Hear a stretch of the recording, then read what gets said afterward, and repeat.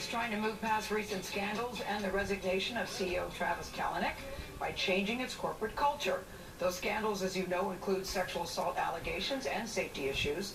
The ride-hailing giant hired Bozoma St. John, remember that name, as its chief brand officer last month to help turn around the $68 billion company's image. We sat down with her at the Press Lounge in New York City the other day to find out why she is fearless in her new job. You're coming at a really dicey time where the brand is certainly under fire. There are charges of the company of sexual harassment, drivers behaving badly, customer safety is a concern. So you knew all of that going in, yet you still said, I want that job. Which I think says something about you.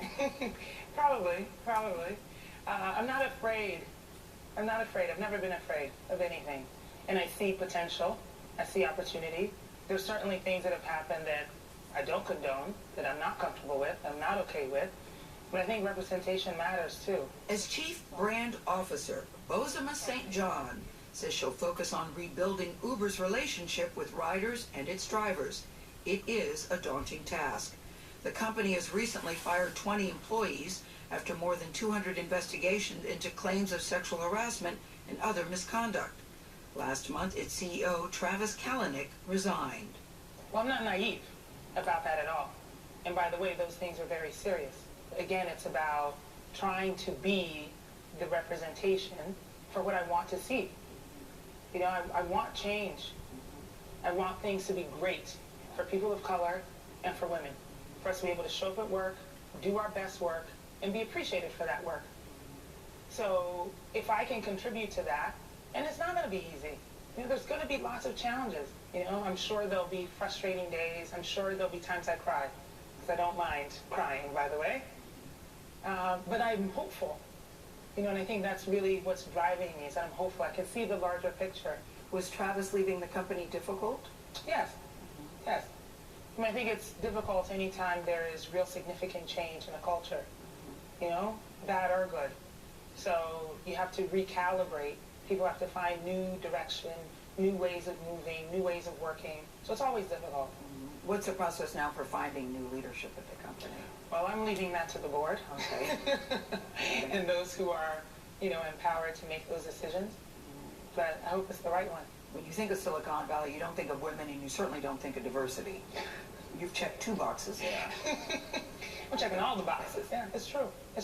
But it also feels like another opportunity, you know, where it feels like the immigration story. You know, in Colorado Springs, Colorado, my family moved there. We were the first Ghanaian family in Colorado Springs. But by the time I went to college, there were 4 or 5 families who were there. I feel the same way now. I've already seen it happen. So if I'm there, people can see me, maybe you'll come along too. You know, so there's a call to action. I'm right here. Your family moves to Colorado, and you said you felt like an outsider. I'm thinking, why do you feel like an outsider? You're tall, you're black, and you're a woman. Yeah. What do you mean you didn't fit in Colorado? And you're from Ghana. Right, exactly. Yeah. And I was 12 at the time. 12. You know, at the time when you don't want to be different from anyone. You don't want to speak differently. Certainly don't want to have an accent. So how do you take that and make that work for you at 12? For me, I turned it into an opportunity to get to know the people around me. Studying pop culture. And I didn't know that's what it was called, of course. Yeah. You know, but watching TV shows, watching movies, listening to the radio, so that at school I could talk about what other kids were talking about. You know, maybe I wouldn't seem so strange if I connected with them on the level that they were used to. But you know, that seems to have carried out to your adulthood today. Yes. St. John's ability to connect helped her conquer the world of marketing, where she became a powerhouse executive for some of the world's biggest brands, like Pepsi and Apple. I've heard you describe yourself as a change agent, an agent of change. What does that mean? Well, every situation is unique. You know, in this one, part of it is an evolution, you know, not such a hard change. So it means talking to people, understanding the motivations, talking to people who are also communicating with the external team members, drivers, riders, etc., and really trying to combine those things into a cohesive message. What will be your definition of success for that job for you?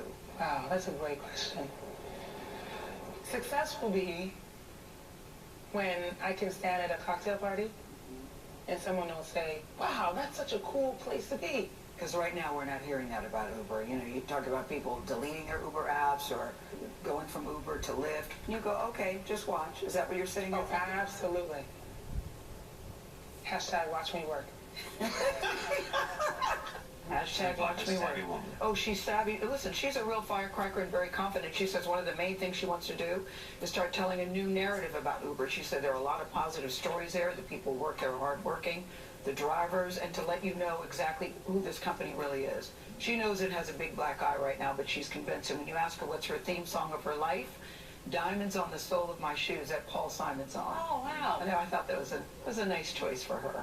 Very interesting, yeah. You're going to hear more about her. I haven't seen her I've seen her in the papers, but I haven't seen her do any No, interviews this was her before. first TV interview. Yeah. I'm Very good. sure there's more to come for that Bozoma St. John. You can hear an extended version. She's a single mom, or she lost her husband to cancer years ago. She's had a lot of challenges in her life. She's ready.